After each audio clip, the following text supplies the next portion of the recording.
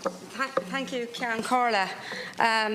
Capital projects such as the ones that we are mentioning here are absolutely hugely important to the country at large and to all of the citizens and residents within it, not least many that are coming to my own county in Kildare.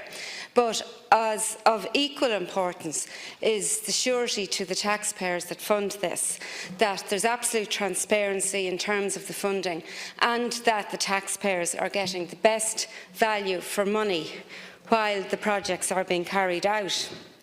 And I think the key message from us as a party in terms of this bill is that infrastructural investment has to be about much more than just ribbon cutting by ministers in hard hats, and that's something that we see on an ongoing basis. No later than last Thursday there was 4 ministers in Kildare basically to put a spade into the ground in relation to a new innovation and research centre, which is certainly very welcome. But I don't think a spade actually went into the ground because there was actually no ground there ready for this. But anyway, there has to be an absolute follow-on in terms of actual delivery of projects and value for money. And my colleague, Deputy Darragh Cleary, introduced this particular bill in 2017 in order to enhance oversight of capital spending.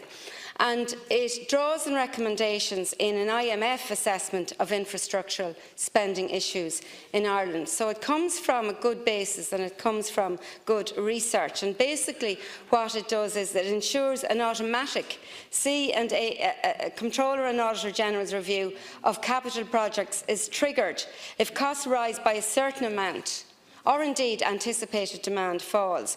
But I think the key thing is there that if costs rise by a certain amount or a certain percentage, that's where this absolutely kicks in. And this would place Ireland in line with international best practice and ensure that we learn lessons from the Children's Hospital overspend scandal. With €42 billion due to be spent on capital projects over the next decade, we need an absolutely rigorous set of performance and value for money reviews to ensure that it is spent wisely, because in contrast, the government's mishandling of the scandalous overruns in the National Children's Hospital undermine their credibility and your credibility, ministers, on delivering value.